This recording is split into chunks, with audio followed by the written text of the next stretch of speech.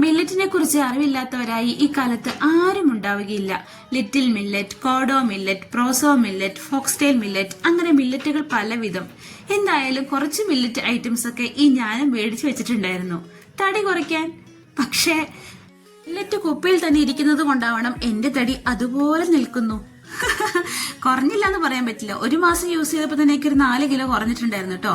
പിന്നെയും ശങ്കരൻ തെങ്ങിൽ നിന്ന് പറഞ്ഞ പോലെ മില്ലറ്റ് കുപ്പി തന്നെയായിരുന്നു, പിന്നെ എങ്ങനെ കുറയാനാ അല്ലേ? എനിവേ, ഇന്ന് രാവിലെ കുറച്ച് പ്രോസോ മില്ലറ്റും ലിറ്റിൽ മില്ലറ്റും രണ്ടും എടുത്ത് നന്നായി കഴുകി അതിന്റെ ഇരട്ടി വെള്ളം ഒഴിച്ച് കുക്കറിൽ വെച്ചൊരു 4 വിസിലടിപ്പിച്ചു.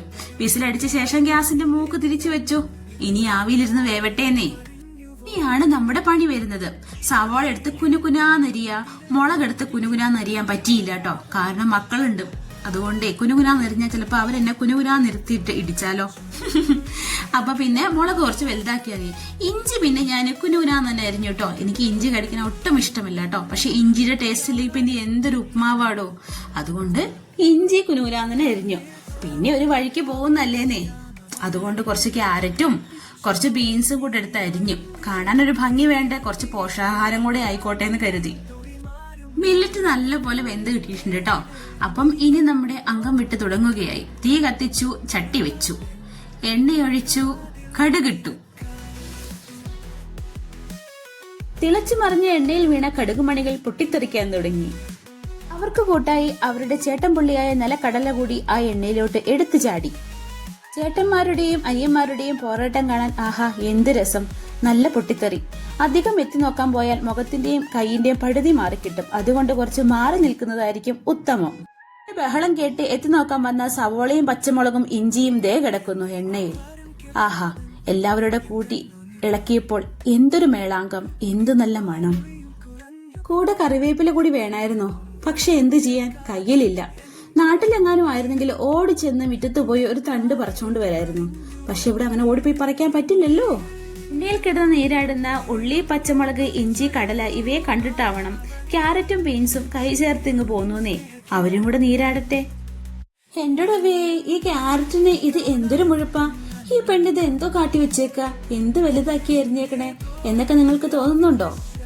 അങ്ങനെ തോന്നിയെങ്കിൽ അതിലൊട്ടും അതിശയോക്തിയില്ല കേട്ടോ. ദൈവം നമ്മുടെ വായ്ക്കകത്ത് നാക്ക് മാത്രമല്ലല്ലോ, ഒരു ഗ്രൈൻഡറും കൂടെ ഫിറ്റ് ആക്കിയിട്ടല്ലേ ഇങ്ങോട്ട് വിട്ടേക്കണത്. അതിനും കുറച്ച് പണി ആയിക്കോട്ടെ എന്ന് കരുതി. വെറുതെ എന്തിനാ നമ്മുടെ കത്തിന്റെ മൂർച്ച കളയുന്നത്?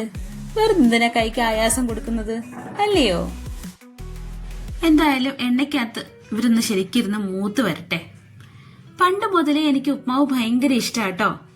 എന്റെ ഓർമ്മയിലുള്ള ഉപ്മാവ് എന്ന് പറഞ്ഞാൽ പണ്ട് അംഗനവാടിയിലൊക്കെ കിട്ടുന്നൊരു ഉപ്മാവ് ഉണ്ടല്ലോ. ഓ എന്റെ ദൈവമേ, എന്തൊരു ടേസ്റ്റ് ആയിരുന്നു അതിനെന്നൊക്കെ ഞാൻ ആലോചിക്കുന്നത്.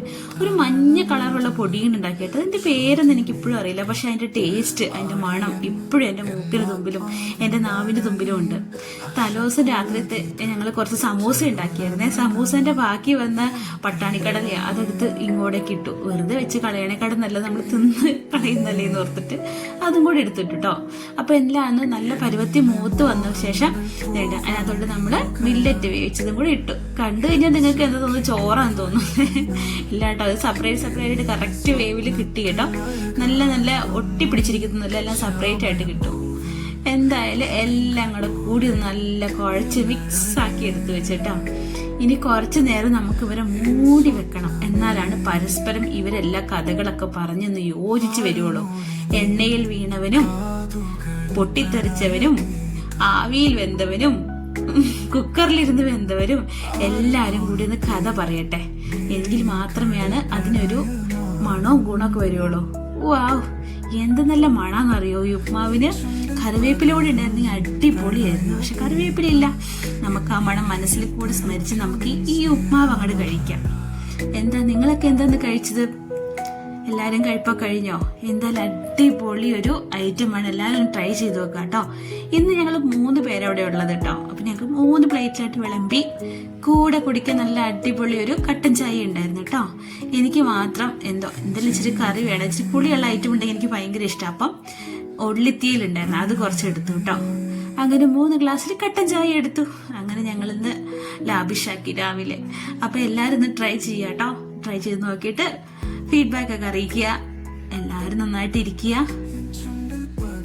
മില്ലറ്റ് കൊണ്ട് ഉപ്മാവ് മാത്രമല്ല കേട്ടോ, മില്ലറ്റ് കൊണ്ട് നമുക്ക് രാവിലെ ഉണ്ടാക്കാൻ പറ്റിയ എല്ലാ ഐറ്റംസും ഉണ്ടാക്കാം കേട്ടോ. ഉപ്മാവ് ഉണ്ടാക്കാം, ദോശ ഉണ്ടാക്കാം, പുട്ടുണ്ടാക്കാം, കഞ്ഞി വെക്കാം, പായസം വെക്കാം, അങ്ങനെ എല്ലാ കാര്യങ്ങളും ചെയ്യാം കേട്ടോ. ഇടയ്ക്കിടയ്ക്ക് ഞാനിങ്ങനെ ഓരോ വീഡിയോ ഒക്കെ ഇടുന്നതായിരിക്കും കേട്ടോ. അപ്പം എല്ലാവരും കാണുക, കമന്റ് അറിയിക്കുക, അഭിപ്രായം എല്ലാം അറിയിക്കുക കേട്ടോ. അപ്പം ഞാൻ കഴിക്കട്ടെ, നിങ്ങൾക്ക് വേണോ? ഇച്ചിരി കഴിച്ചോന്നേ, ഇച്ചിരി കഴിച്ച് സന്തോഷമായിട്ടിരിക്കുക. പക്ഷെ കറി എടുത്തത് വെറുതെ ആയിട്ടോ, അത്ര നല്ല ടേസ്റ്റ് ആയിരുന്നു. കറി ഞാൻ കൂട്ടിയതേയില്ല. അപ്പം ഒരു വായ കഴിച്ചു, പിന്നെ ഒരു വായ കഴിച്ചു, കറി മാത്രം അവിടെ അവശേഷിച്ചു. കറീൻ്റെ ആവശ്യം ഉണ്ടായിരുന്നില്ല. അപ്പം പിന്നെ കാണാം. Bye bye.